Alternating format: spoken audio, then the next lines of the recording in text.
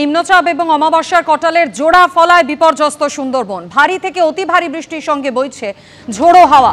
পাথর প্রতিমার গোবর্ধনপুরের উপকূল এলাকা নতুন করে প্লাবিত হয়েছে। জল ঢুকেছে 50টিরও বেশি বাড়িতে। এই মুহূর্তের পরিস্থিতি জানতে কথা বলে নেব। আমাদের সঙ্গে রয়েছেন টেলিফোন লাইনে প্রতিনিধি গৌতম মণ্ডল। গৌতম, 50টিরও বেশি বাড়িতে জল ঢুকেছে, বিঘের পর বিঘে চাষের জমি জলের তলায়। স্থানীয় প্রশাসনের তরফ থেকে কোনো রকম তৎপরতা কি চোখে পড়ছে?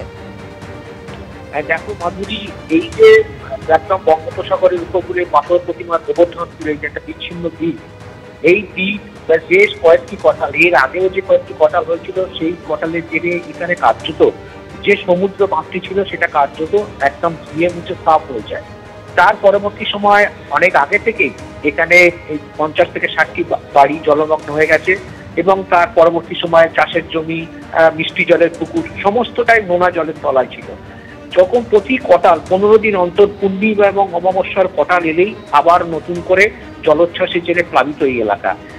প্রশাসনের পক্ষ থেকে ওইখানে একটা অস্থায়ী মাটির বাঁধ, রিং বাঁধ দেওয়ার চেষ্টা করা হয়েছে, কিন্তু সেই বাঁধ এবারের যে কটাল এবং এই যে নিম্নচাপ এর জোড়া ফলায় আবারও সেই রিং বাঁধ উঠছে, জল ঢুকেছে এলাকায়। কার্যত বলা যেতে পারে এখানে স্থায়ী কংক্রিটের বাঁধ ছাড়া একদম বঙ্গোপসাগরের উপকূলে এই দ্বীপটা কোনোভাবেই রক্ষা করা সম্ভব নয় এবং এখানকার বাসিন্দাদের। এর পাশাপাশি গতকাল রাত থেকে দফায় দফায় বৃষ্টি হচ্ছে দক্ষিণ 24 পরগনা জেলা জুড়ে এবং দমকা বাতাস, ঘন্টায় 50 থেকে 60 কিলোমিটার বেগে দমকা বাতাস বইছে এবং সুন্দরবন এলাকায় কিন্তু বৃষ্টিপাতের পরিমাণ বেশি। সুন্দরবনের বিশেষ করে ক্যানিং থেকে গোসাবা থেকে শুরু করে কুলতলি, সাগর, এই সমস্ত এলাকায় কিন্তু বৃষ্টির পরিমাণ বেশি এবং গত 24 ঘন্টায় প্রায় 100 মিলিমিটারের বেশি বৃষ্টিপাত হয়েছে এই এলাকায়। এবং এই যে লাগাতার বৃষ্টির ফলে বিস্তীর্ণ জমি, মানে চাষের জমি, সেগুলো পুরো একদম জলমগ্ন হয়ে গেছে এবং পুকুর অনেকটাই ডুবে গেছে এবং প্রশাসনের পক্ষ থেকে যেটা সতর্ক করা হচ্ছে যে বিহাল বাঁধ বের হয়েছে, সেই মাটির বাঁধ এরকম লাগাতার বৃষ্টি হওয়ার ফলে এবং জলোচ্ছ্বাসের ফলে সেগুলো কিন্তু নরম হয়ে গেছে, আলগা হয়ে গেছে, যে কোনো সময় ধস নামতে পারে। এবং কাঁচা বাড়ির বাসিন্দাদের, বিশেষ করে মাটির বাড়ি যে সমস্ত বাসিন্দারা রয়েছেন যেগুলো একটু খারাপ অবস্থায় রয়েছে, কারণ এই টানা বৃষ্টিতে মাটির বাড়ি যে কোনো সময় ভেঙে পড়তে পারে। সব মিলিয়ে প্রশাসন কন্ট্রোল রুম খুলেছে, জেলা, মহকুমা এবং ব্লক স্তরে কন্ট্রোল রুম খোলা আছে, তার উপর পুরো পরিস্থিতির উপর নজর রাখছে। ধন্যবাদ গৌতম। একদিকে জল, তার উপর রাস্তায় বিপজ্জনক খানাখন্দ। হলদিরাম মোড় থেকে সেক্টর 5 যাওয়ার রাস্তা যে বিশ্ব বাংলা সরণি, সেখানে যাত্রা করা যেন বিভীষিকার আরেক নাম। আমার সামনে দেখা যাচ্ছে বিশাল গর্ত এবং কিছুক্ষণ আগেও এখানে জল ছিল বলে জানাচ্ছেন স্থানীয় বাসিন্দারা।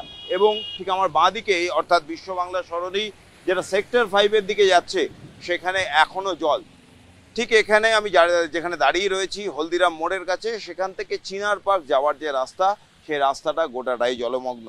এবং স্থানীয় বাসিন্দারা বলছেন যে অত্যন্ত ঝুঁকি নিয়ে কিন্তু এই রাস্তা দিয়ে যাতায়াত করতে হচ্ছে, কারণ এই রাস্তায় এখন যেই জায়গায় জল নেই সেখানে দেখা যাচ্ছে যে কি পরিমাণ বিশাল বিশাল গর্ত রয়েছে রাস্তায়।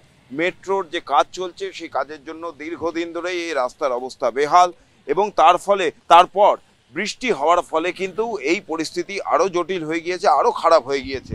দেখাই যাচ্ছে কিরকম বিশাল বিশাল গর্ত এবং সেই গর্তের উপর দিয়েই 2 চাকার যান নিয়ে বহু মানুষকে ঝুঁকি নিয়ে এখান দিয়ে যাত্রা করতে হচ্ছে।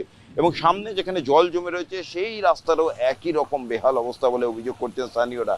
আর সেখানেই প্রশ্ন যে কতদিন এই দুর্ভোগ পোহাতে হবে তাদের, কতদিন এভাবে ঝুঁকি নিয়েই নিজেদের কর্মস্থলে যেতে হবে, এর হাত থেকে কি আদৌ নিস্তার মিলবে? ক্যামেরা দীপ্তেন্দু চক্রবর্তীর সঙ্গে ব্রতদীপ ভট্টাচার্য, এবিপি আনন্দ, কলকাতা।